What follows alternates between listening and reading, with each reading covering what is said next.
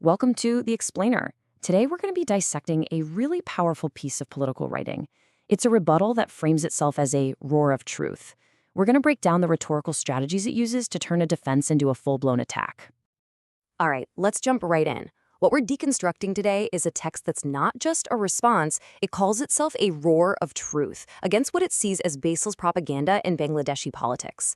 It's a pretty bold claim, right? So let's see how they try to build that case.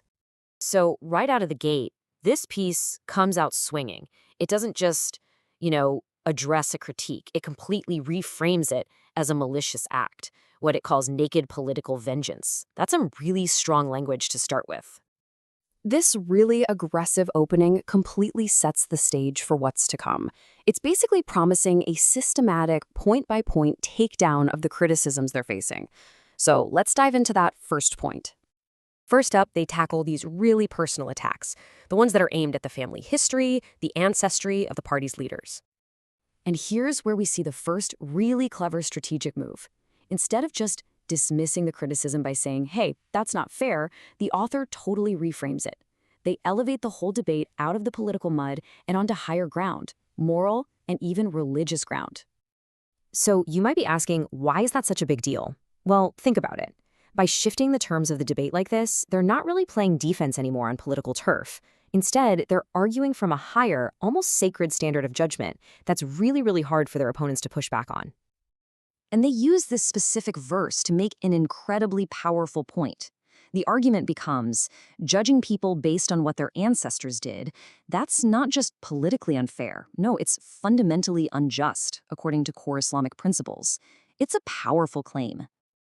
So the message here is crystal clear. What matters is what you do, your personal merit, not where you come from.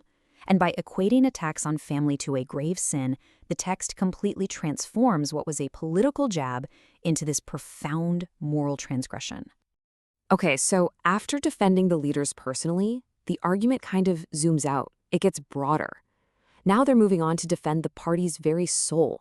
We're talking its core identity and its whole ideology. Yeah, this slide just captures the core conflict perfectly. On one hand, you have the accusation, which is kind of implied that the party is just a ghost of its former self. But the rebuttal? They say no, its founding principles are not only alive, they are the very inspiration for a whole new generation. So what they're doing is anchoring the party firmly in its own history.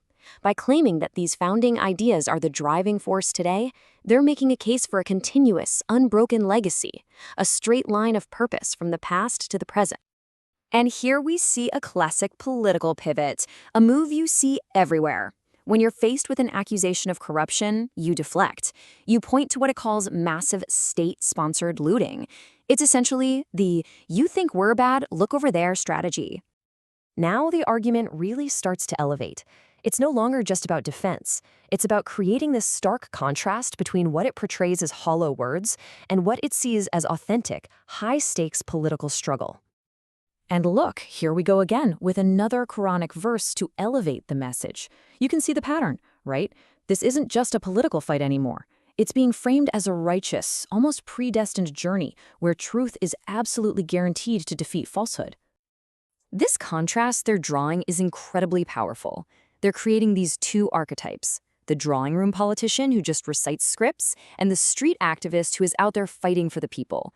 The message is that real legitimacy isn't spoken, it's earned through actual sacrifice, by shedding blood on the streets. And all of this builds to their final and maybe most powerful declaration in the text. They use this potent mythic symbol to define the party's very essence. The whole argument culminates in this one metaphor. They define the party not as just some political organization, but as a phoenix. And you have to get this. This isn't just a symbol of resilience. It's basically a claim of immortality. This three-step cycle is just a brilliant piece of psychological framing. It transforms any setback, any loss or period of weakness, into a necessary prelude to an even more powerful return. In this narrative they're building, defeat isn't an end, it's just fuel for the next rebirth. And so the whole rebuttal ends on this incredibly defiant note of historical destiny.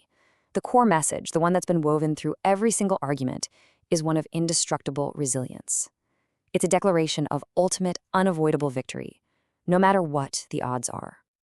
It's a fascinating question to leave you with. When a political identity is built around a cycle of destruction and rebirth, what room does that leave for compromise?